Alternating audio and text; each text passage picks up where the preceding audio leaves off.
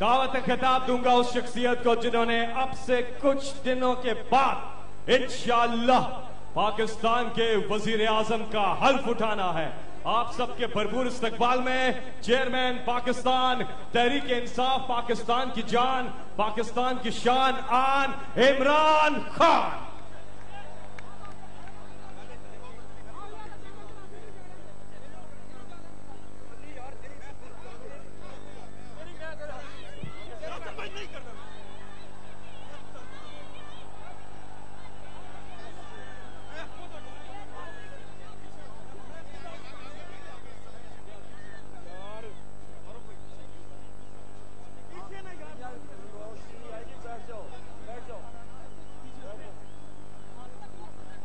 इधर सबको बिठाओ प्लीज, बैठ जाओ, बैठ जाओ, बैठ जाओ, बैठ जाओ।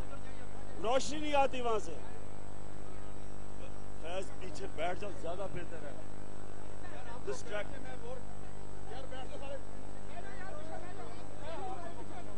पीछे हो, और पीछे हो, पीछे हो।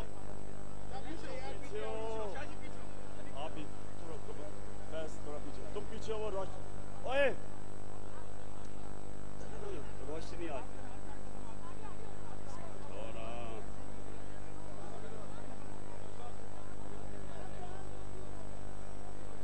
बिस्मिल्लाहिर्रहमानिर्रहीम।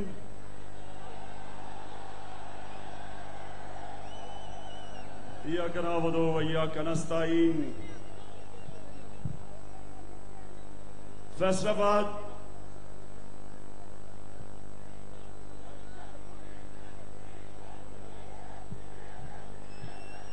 ये सिक्योरिटी की वजह से काफी आपको दूर खड़ा किया हुआ है, लेकिन क्योंकि बहुत पीछे हैं आप। मीडिया को वैसे ऊपर होना चाहिए था, वहां जगह नहीं है। चले फैसलाबाद, आज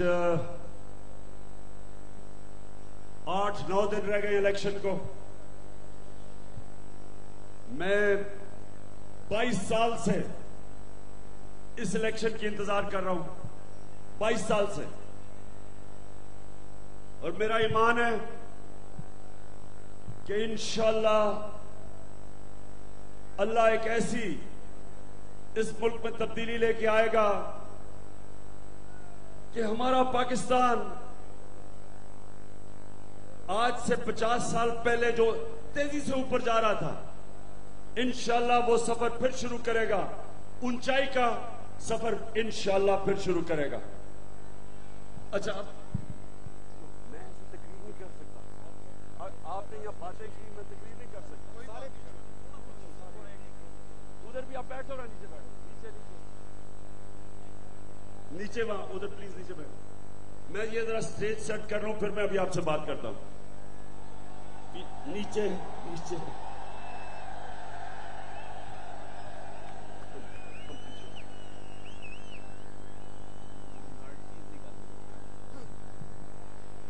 अच्छा, फैसलाबाद आपके एक सियासतदान ने अभी 2 दिन पहले एक बयान दिया है।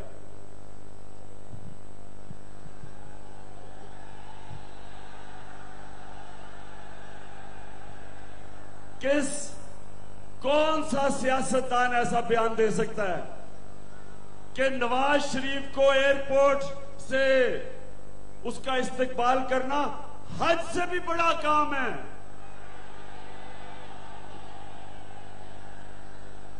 कौन अहमक, बेवकूफ, गधा ऐसा बयान दे सकता है? पहली चीज तो इसको इस्लाम की नहीं समझ कि 5 फराइज जो फर्ज है हर मुसलमान पे, उनमें से एक हज है। और ये कहना कि मुजरम आजम को एयरपोर्ट से रिसीव करना वो हज से भी बड़ा काम है। एक वो आदमी जिसको इस्लाम की समझ नहीं, वो ये कह सकता। दूसरी चीज, कि वो आदमी जो कि एक मुजरिम को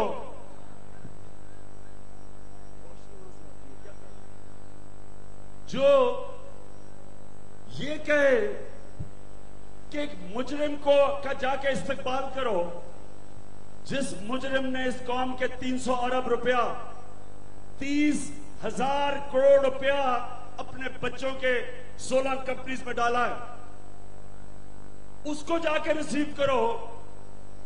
या तो वो ये होगा कि वो इतना गधे की तरह बेवकूफ है कि अच्छे बुरे की तमीज नहीं पता उसको। ये सोचे कि आपके घर में कोई डाका मारता है, आप डाकू को पकड़ लेते हैं। क्या डाकू को आप हार डालेंगे? क्या डाकू को कंधों पे उठाएंगे या उठा के जेल में डालेंगे? ये वो काम कर रहे हैं फैसलाबाद के लोगों और पाकिस्तानियों जो मेरी बात सुन रहे हो। एक कौम तबाह तनी, सिर्फ ये जो जेलों में चोर भरे हुए हैं, इनकी सिर्फ ये गलती है कि ये छोटे चोर हैं, इन्होंने मामूली चीजें चोरी की हैं इसलिए जेलों में है। इनको आप ये सबक दे रहे हैं कि अगर चोरी करनी है तो बड़ा डाका मारना, क्योंकि इस मुल्क में जो बड़ा डाका मारता है उसको पकड़ता नहीं है अब तक।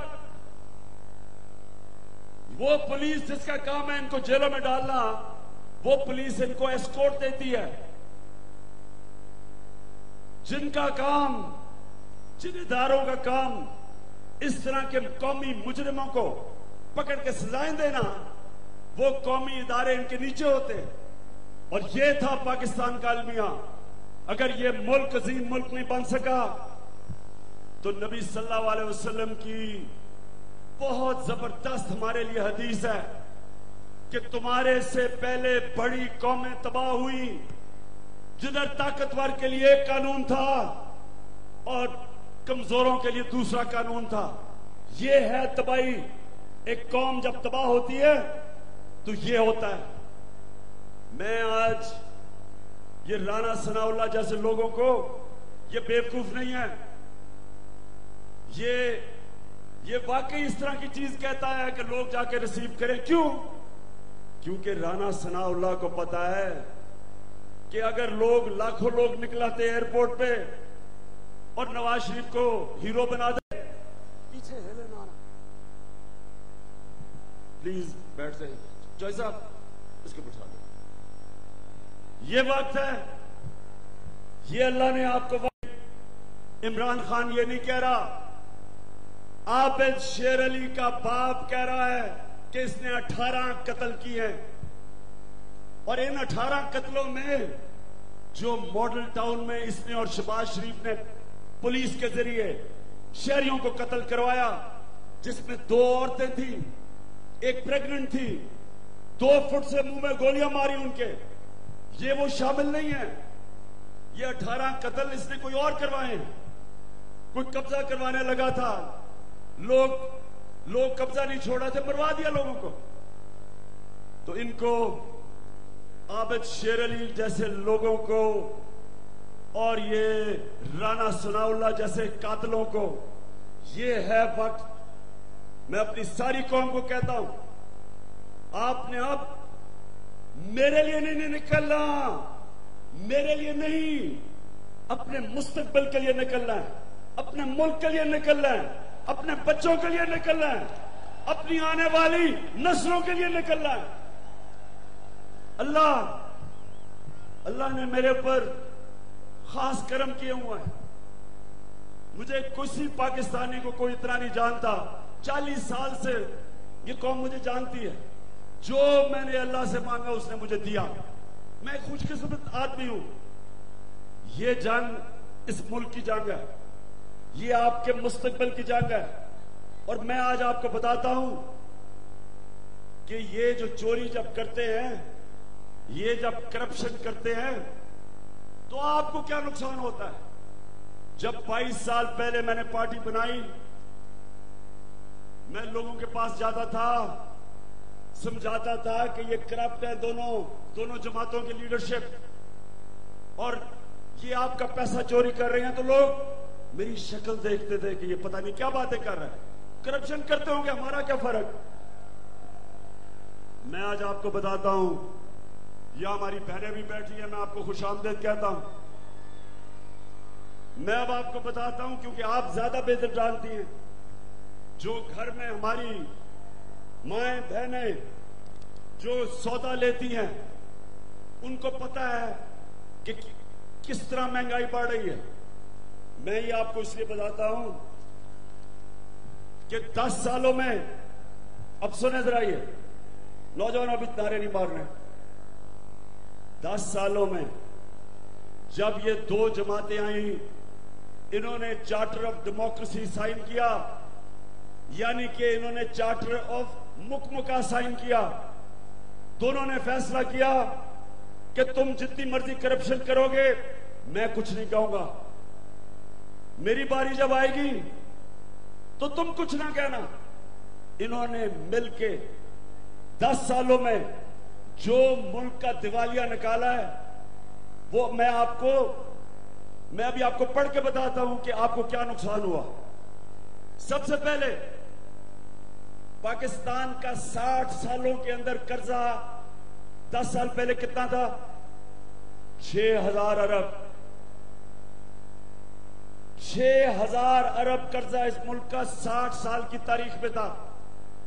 सिर्फ पिछले 10 सालों में 6,000 अरब से 27,000 अरब पे कर्जा पहुंचा। 27,000 अरब, यानी कि 21,000 अरब रुपया 10 सालों में इस कौम पे कर्जा चढ़ा। इससे क्या हुआ? इससे यह हुआ कि जैसे जैसे कर्जा चढ़ता गया, कर्जों की किस्तें वापस करनी थी जो कर्जे दे रहे थे, कर्जों की किस्तों वापस करने में आप पे टैक्स लगाए गए, हर चीज महंगी की गई, क्योंकि उन्होंने कर्जे वापस करने थे। कर्जे वो ले रहे थे, कीमत आप अदा कर रहे थे। अमीर वो हो रहे थे, गरीब आप हो रहे थे, मकरूज आप हो रहे थे। कर्जे 21,000 अरब रुपया 10 साल में कर्जा लिया गया है। किधर गया? कौन सी कितनी बड़ी डैमें बनी, कौन से मुल्क में खुशहाली आई, लेकिन आपको कर्जा देना पड़ा। और अब मैं आपको बताता हूं कि हुआ क्या 10 सालों में। 10 साल पहले, मेरी बहनों आप खास तौर पर यह सुने, 10 साल पहले बिजली की कीमत 2 रुपए 13 पैसा यूनिट थी। 2 रुपए 13 पैसे। आज बिजली की कीमत 9 रुपए 86 रुपए कीमत है। 400 गुना बिजली बढ़ी। इस बिजली बढ़ने से फैसलाबाद के अंदर आपकी टेक्सटाइल इंडस्ट्री, उसका बेड़ा गर्क हो गया। बिजली और गैस कितनी बढ़ी ये सुने जरा। 10 साल पहले गैस का यूनिट की कीमत थी 150 रुपया। आज एक गैस के यूनिट की कीमत है 573 रुपया। जब बिजली और गैस इतनी बढ़ी, क्योंकि उन्होंने टैक्स लगाए, टैक्स इसलिए लगाए कि कर्जे देने थे, तो क्या हुआ? यहां की आपकी टेक्सटाइल इंडस्ट्री बंद होनी शुरू हो गई, क्योंकि हिंदुस्तान, श्रीलंका, बांग्लादेश, उनकी बिजली भी सस्ती थी, उनकी गैस भी सस्ती थी। तो हमारी जो इंडस्ट्री थी मुकाबला ही नहीं कर सकी उनका, या बंद होनी शुरू हो गई। नौजवान बेरोजगार होने शुरू हो गए, लोग मजदूर सड़कों पे आ गए। आज हमारी एक्सपोर्ट्स गिर गई। हिंदुस्तान की एक्सपोर्ट्स ऊपर जा रही है, बांग्लादेश की ऊपर जा रही है। पाकिस्तान की 25 अरब डॉलर से एक्सपोर्ट्स नीचे आ गई है, 19 अरब डॉलर। हमारी कम हो रही है, यानी हमारी दौलत कम हो रही है, बर्रे सगीर में लोगों की दौलत बढ़ रही है, क्योंकि इन्होंने टैक्स लगा के इतनी ज्यादा कीमतें बढ़ा दी कि इंडस्ट्री को पहले नुकसान हुआ। दूसरा, अब घरों में मुझे बताएं, मजदूरों की कितनी तनख्वाहें बढ़ी होंगी, लोगों की कितनी तनख्वाहें बढ़ी होंगी। जितनी बिजली और गैस बढ़ गई, कितने लोग बेचारे बिजली के बिल दे सकते हैं, गैस के बिल आज दे सकते हैं। गुर्बत बढ़ गई। अब आगे चलें।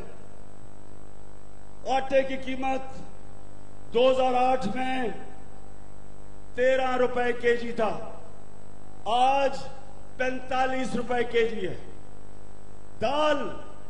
दाल एक ऐसी चीज है जो हर बेचारा गरीब आदमी खाता है। 2008 में 55 रुपए केजी, आज 90 रुपए केजी। दूध, अब ये जरा सुने, दूध ये क्यों जरूरी है? ये क्यों जरूरी है? 45% पाकिस्तान के बच्चे, उनको एक बीमारी है जिसको कहते हैं स्टंटेड ग्रोथ, क्योंकि उनको खुराक नहीं मिलती, प्रोटीन नहीं मिलती, न्यूट्रिशन नहीं मिलती। उनके ना जहन पूरे बढ़ते हैं, ना उनके कद पूरे बढ़ते हैं। 45% बच्चों को। उसकी एक बहुत बड़ी वजह, ये जरा सुने, दूध आज से 10 साल पहले दूध था 25 रुपए केजी का। 2008 में दूध पहुंच गया है 100 रुपए केजी।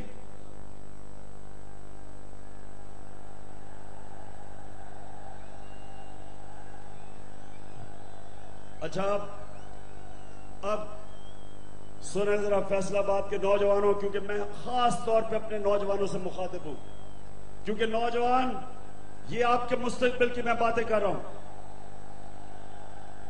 ये जरा सुने आप,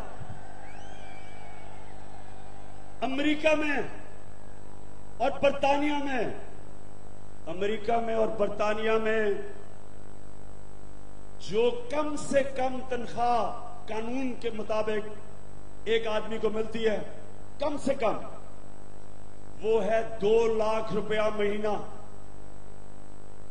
फिर से 2 लाख रुपए महीना मिनिमम वेज है, कम से कम तनख्वाह बर्तानिया में भी, अमेरिका में भी। पाकिस्तान में कितनी है? 15,000। पाकिस्तान में है 15,000 रुपए।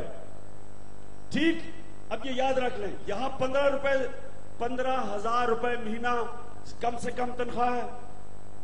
अमेरिका में और यूरोप में 2 लाख रुपए महीना कम से कम।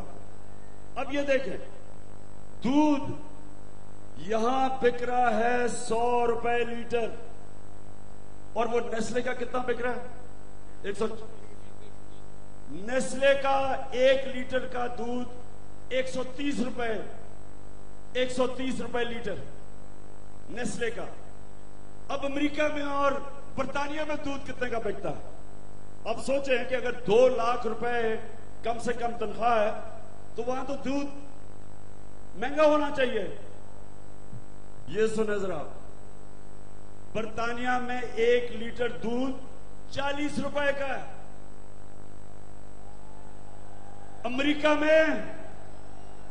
में 60 रुपए लीटर है। जिधर 2 लाख रुपए कम से कम तनख्वाह मिनिमम वेज है, वहां आप देखें कि वो अपने लोगों के लिए सस्ता करते हैं जो चीजें आम आदमी के लिए जरूरी है। तो एक जगह 40 रुपए लीटर, एक जगह 60 रुपए। पाकिस्तान में नेस्ले का कार्टन 130 रुपए लीटर का बिकता है, जिधर सिर्फ 15,000 रुपए कम से कम तनख्वाह मिनिमम वेज है। ये मैं आपको इसलिए चीजें बता रहा हूं क्योंकि ये है, जब करप्शन होती है एक माशरे में, तो इंसानों से ये होती है, आप गरीब हो जाते हैं, कौम गरीब हो जाती है, कौम की दौलत कम हो जाती है। ये जो मैं 22 साल से लगा हुआ हूं लोगों को जगाने के लिए, ये मैं लोगों को ये समझा रहा था कि ये मुल्क, आपका मुल्क, नौजवानों, आपका मुल्क आज से 50 साल पहले ये सारे एशिया में सबसे तेजी से तरक्की कर रहा था, ऊपर जा रहा था। ये मुल्क में बड़े बड़े प्रोजेक्ट्स हुए। हमारी सिविल सर्विस, यही पाकिस्तान की इंतजामिया सिविल सर्विस सारे एशिया में बेहतरीन मानी जाती थी। यही सिविल सर्विस और 60 की दिहाई में बड़े बड़े प्रोजेक्ट हुए। तरपेला डैम, मंगला डैम, वार्षिक डैम, सस्ती बिजली, इंडस्ट्री हमारी ऊपर उठी हुई थी, मुल्क आगे जा रहा था। सबसे बड़ी बात कि तब करप्शन नहीं थी, मामूली करप्शन थी। तब करप्शन ना होने के बराबर थी। हमारे इदारे मजबूत थे। हमारी पीआईए जो आज कर्जों में दब गई है, दुनिया की मानी हुई एयरलाइन थी। इसने एमिरेट्स बनाई, इसने सिंगापुर एयरलाइन बनाई, इसने सऊदीया बनाने में मदद की। वो था पाकिस्तान। हमारी यूनिवर्सिटीज इंटरनेशनल स्टैंडर्ड की थी। और आज अगर मुल्क नीचे गया है तो उसकी वजह एक है। क्या है वो? शुक्र है करप्शन। 22 साल के बाद आप समझ गए हैं क्या है करप्शन। कैसे करप्शन कौम को गरीब करती है, कैसे गरीब को गरीब करती है।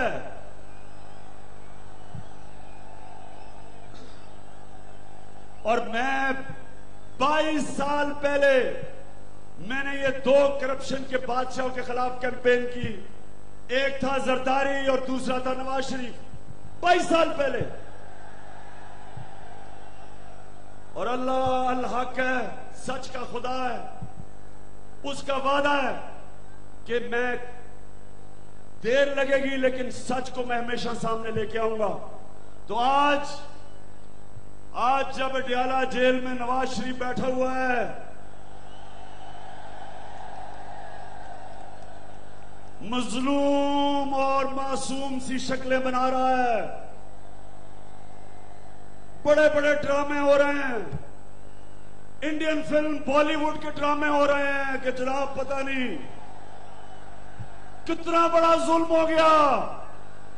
बेटा एक 600 करोड़ रुपए के घर में रहता है लंदन में, आपका पैसा चोरी होकर बाहर गया है। दूसरा बेटा अरबों रुपए के घर में रहता है, अरबों रुपए इनकी बिजनेसेस हैं, इनकी कंपनीज में है। सारा पैसा ये कौम का लूट के बाहर लेके गए। वहां गरीब लोग बेचारे जेलों में पड़े हुए। मुझे अभी भी याद है 8 दिन मैंने भी जेल में गुजारे, 8 दिन मैंने भी जेल में रहा।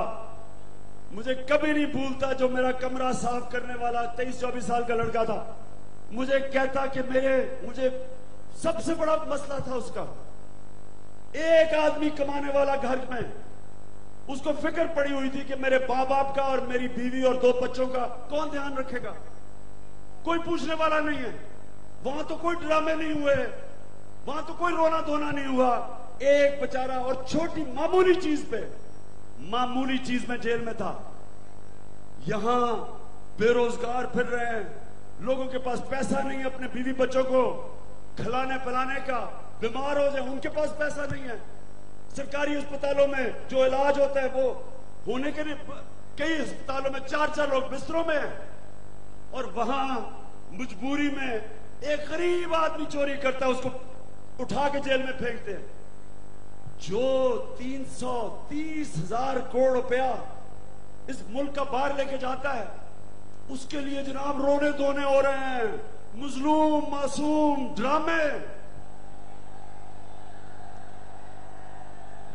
और मैं उन सहाफियों से पूछता हूं, वो जो सहाफी अपने जमीर बेच के इसको हीरो बना रहे हैं, मैं उनसे पूछता हूं कि तुम्हें अपने बच्चों का कोई फिक्र नहीं कि यहां करप्शन इस मुल्क को मकरूज कर दिया है, मुल्क का मुस्तकबिल इन्होंने अंधेरे में डाल दिया है चोरी कर करके, और आप जनाब इसको चढ़ा रहे हैं एक मुजरिम को। अभी मैं कोयटा से आया, आज 230 लोग एक दहशतगर्दी में बेचारे शहीद हुए, 230 लोग। और मैं देख रहा हूं कि वो ड्रामे सारे जनाब अडयाला में चला गया, अब ये हो गया, अब एयर कंडीशन नहीं है, अब पता नहीं खाना कैसे मिलेगा। कि आप बाकी लोगों का सोचते हैं, जो बाकी लोग जेलों में भरे हुए हैं, सोचते हैं उनका? कभी किसी ने फिक्र की है? कभी सोचा है कि पाकिस्तान के जेलों में इंसानों से क्या होता है? कभी सोचा है? जाके जेलों में देखें जो इंसानों का हाल है इन जेलों में। जिस जेल में, जिस कमरे में 10 लोग आने होते हैं, वहां 30 लोग घुसाए हुए हैं। लोगों का हाल देखें वहां हमें कोई फिक्र नहीं है। इसलिए फैसलाबाद याद रखें, ये याद रखें नबी सल्लल्लाहु अलैहि वसल्लम की हदीस कि तुम्हारे से पहले बड़ी कौमें बर्बाद हुई, जो ताकतवर के लिए एक कानून और कमजोर के लिए दूसरा, ताकतवर के लिए एक जेल, वीआईपी जेल, कमजोर बेचारे के लिए जो हालात है जेलों में। तो मैं अब सबको पहले तो मुबारकी देता हूं, अब सबको मुबारक हो। अब फैसलाबाद की मैं बात करना चाहता हूं, 2 चीजें। सबसे पहले जो इर्द गिर्द किसान हैं यहां, जिन बेचारों ने सारा साल मेहनत कश लोग गन्ना उगाते हैं, उसके बाद शुगर मिल जो उनसे बर्ताव करती है, मैं आज तो इंशाल्लाह हमें मौका मिला, मैं आज आपको कह रहा हूं कि हम क्या करेंगे। जो भी शुगर मिल गन्ना लेके किसानों को पैसे पूरे नहीं देती, हम उसके ऊपर जितनी देर वो पैसा नहीं देगी, हम उसके ऊपर चार्ज लगाएंगे, पैसा लगाएंगे कि अगर 1 लाख रुपया उसने देना है और 1 महीने में, 1 साल में नहीं दिया, तो जितना उसके ऊपर एक बैंक में रख के, एक बैंक कर्जा देता है 1 साल के लिए किसी को, उसी जितना इंटरेस्ट हम उसको चार्ज करेंगे और हम उस किसान को पैसा देंगे। जो शुगर मिल किसानों को पैसे नहीं देती, जो शुगर मिल किसानों को पैसे नहीं देती और उन्होंने ना दिया, थोड़ी देर के बाद उनको ब्लैकलिस्ट करेंगे हम। जिस तरह आप डिफॉल्टर को ब्लैकलिस्ट करते हैं, उनको भी डिफॉल्टर में डालेंगे हम।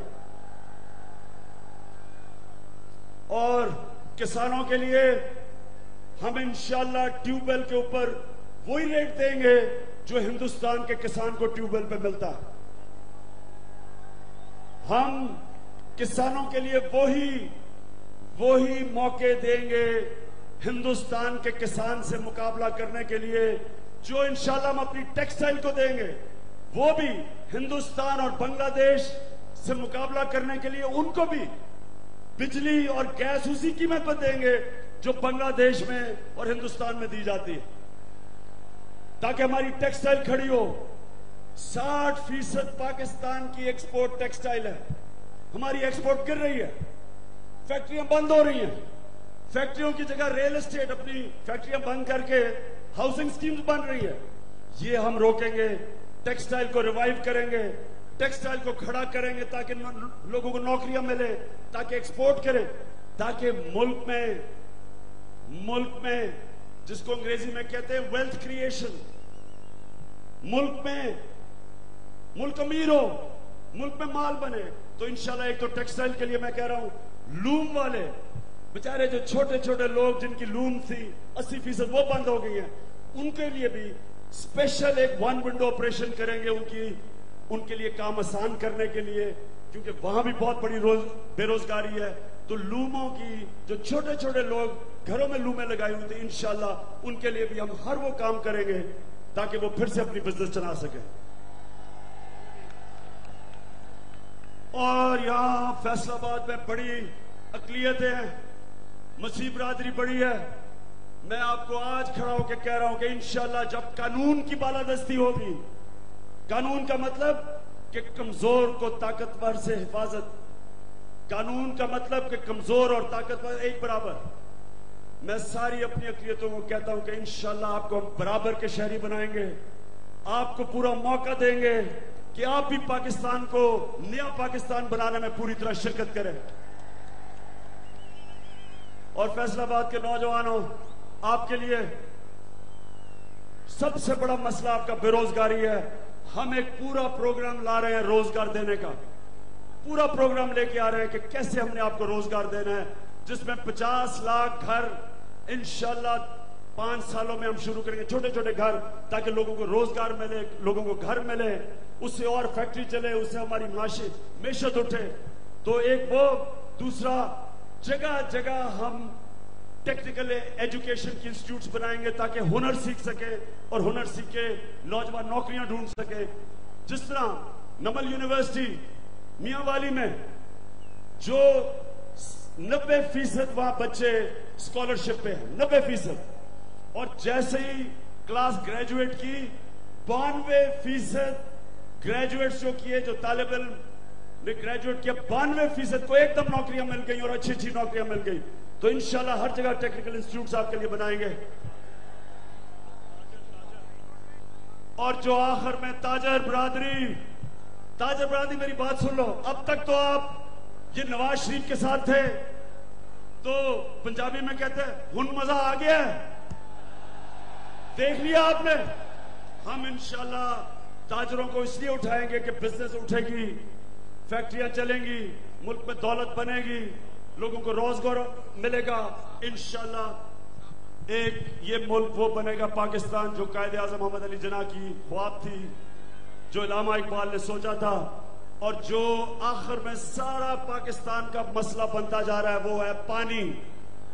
पानी के लिए हम इंशाल्लाह पूरी आपके लिए पॉलिसी लेके आएंगे। पानी इस मुल्क का कैसे हर शहर में हमने देना है और किसानों के लिए हमने कैसे पानी देना है, इंशाल्लाह वो हमारी पूरी पॉलिसी आ रही है। पाकिस्तान जिंदाबाद।